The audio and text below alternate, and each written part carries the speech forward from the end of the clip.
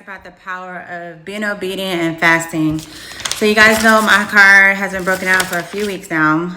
God had told me to sit down, and a long time ago I didn't sit, and you know this happened or whatever. My car broke down one time, and then 3 weeks prior to it breaking down this last time, and I said, you know what, forget it. And I just been weary of getting another vehicle because of the last time I got a vehicle from the dealership, it broke down in 30 days. I'm like, I'm just going to wait on the Lord to tell me.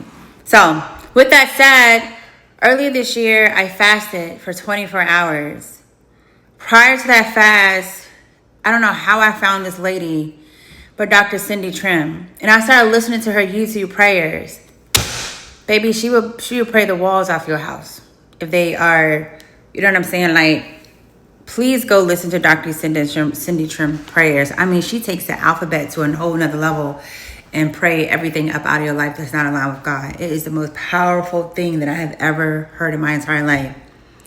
I got my first letter from the state that says, I'm trying my best not to show y'all my address, that says, it says expired collection notice. Now, when I was making so much money, going on 6 figures, I'm a single person. I didn't have no kids. I didn't have a lot of deductions. I did have some, but I didn't have a lot. And then sometimes I had used money from like my 401k to help people out who needed help with bills and stuff. But whatever. I got this letter. The first letter was like in May of this year, this expired collection notice. And it says, this letter is to inform you that we will no longer be enforcing collections on this bill. If you have an active unpaid wage garnishment for this bill, please contact us. Provide your employee fax or email and request an updated balance letter in order to prevent overpayments. This last fast that I did was 24-hour fast prior to this 3-day fast. And I got this bill again in August. Let me show you the date. In August. And I just did a 24-hour fast. Then I did a 3-day fast this last time, and I got this letter about this toll. I've been fighting this toll bill for a very long time because I don't own the car. I sold the car. My godfather passed away. I don't own the car, and I received a statement forever. When I went to go register my car, I had a toll block from a car no longer owned, and I sold. They said, well, we needed something from the DMV to confirm that. All right. I go to the DMV. They said, no, we can't help you. There's a different department because it's so long ago. They were telling me it's a different department. I have to email because it was so long ago.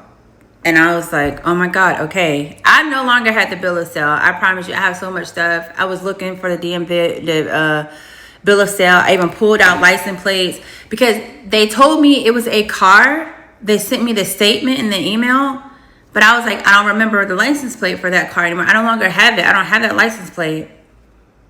They didn't tell me till like a year later what the license plate was, what type of car it was. And this is a toll company. I hate them. So, and I hate to use that word. Baby, they are a nuisance. So I was like, okay, let me contact you. When I contact DMV, I couldn't go through physically. And they was like, we have to take it back further. I said, okay. I contacted this department via email in February of this year. They did not contact me back. Let me show you this letter. Until,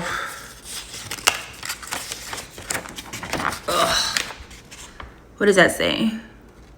September 5th, 2025. I got a hard copy in the mail and I got an email. I was like, oh my God, thank God. This is like maybe a week after I fasted for 3 days. I've been waiting on this letter since February. I stopped emailing because they stopped responding. And when I would call the DMV, they was like, they're very busy. They were so nice, but they just explained to me like, this is the process you got to go through. I'm sorry. And the lady on the phone who worked at DMV was going through the same thing I was going through with the toll company. So I'm like, okay. So when I was like, and I think it's 2014 was a statement. I was like, how did I register my car all these years and never received not one statement? No collection notice, no nothing. Because I no longer own a car. I sold it. It made sense. So how did this all of a sudden pop back up? I like, whatever, okay. I left it alone, got this email, got the mail. I sent it to the tow company with everything they said, because I had to pay. I paid $250. $38 turned into $250 for the tow company from 11 years or something I never received. I'm like, all right. So when the lady told me, when you get your stuff from DMV, call us back and we'll refund you. Well, what do you think I did? I sent them an email with the information. They sent me an email back and said, based on our research, your refund isn't warranted. And I'm like, I've been talking to y'all. I've been emailing y'all. That's why I emailed to keep a trail. I was like, I've been talking to y'all. What do you mean it's not warranted? This is what you requested. I gave it to you. And this is a person who is a support tech. They go deep in the system. I know that. To find and do their due diligence. They wouldn't put the seal on if they won't lie. You know what I'm saying?